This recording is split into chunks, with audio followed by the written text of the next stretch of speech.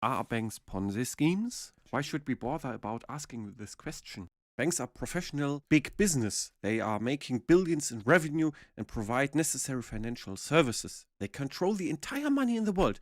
Okay, well, almost the entire money. Yeah, that's the whole point. If they are so influential and powerful, they are better not Ponzi schemes.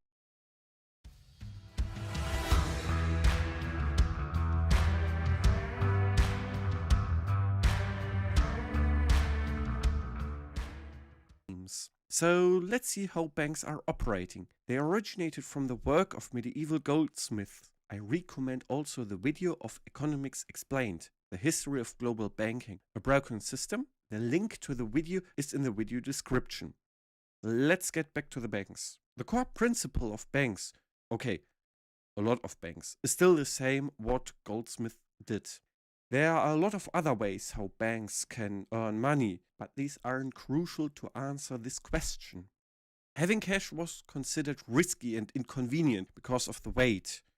So instead of carrying the money itself, people carried it and paid with paper money, who represented the real money.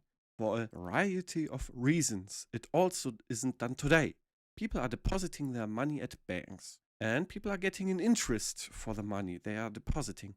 But where is the interest coming from? The banks are lending it. It's like a dispo credit, which you need if you are the night owls with the boys and spending way too much. But that also means that the banks doesn't have the entire amount of money in their safes, digital or physical, of all accounts combined. Through this system, money is being earned and split between the banks and the customers. It isn't as much as it used to be, but you are getting money from the bank. Let's have a look how Ponzi schemes operate. The name originated from a financial fraud done by Charles Ponzi in 1920. In a Ponzi scheme, the customers are promised fast and easy revenue. The only thing they had to do was investing the money into the scheme. Seems a bit familiar, like depositing money into the bank. The big difference is that the money isn't being invested. The revenue is being paid from the investments of new customers. As soon as there aren't coming new investments to cover the revenue, the scheme will collapse. Ponzi schemes are intentionally malicious and a financial fraud. Banks aren't. They can operate for centuries in providing necessary financial services, while Ponzi schemes are stealing money. So when can banks look like a Ponzi scheme? Well, if you will remember that banks don't have the accumulated amount of money from all customers. And what can happen if more money is being withdrawn from the bank than a bank has? It would be go bankrupt. The bank can now try to get loans from other banks, the central bank or the government. But it isn't done every time, especially if the political climate doesn't allow this. Normally banks get often rescued by the government to save the savings of the customers. But even then the banks are often getting liquidated. I hope that you will understand the cascade of events that are cost to the economy and people if a bank isn't being rescued. In this case, the banks can look like a Ponzi scheme.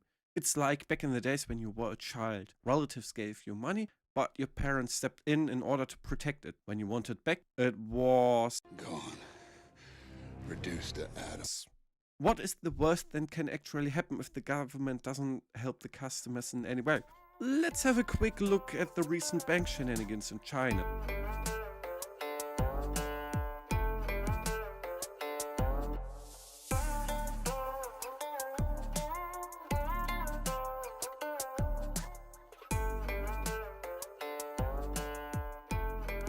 There's currently a lot happening, but I couldn't confirm all the information. Currently there are around about 400,000 customers who can't access their money because the bank froze the assets or maxed the limit that is possibly able to withdraw from their accounts. So the people are protesting.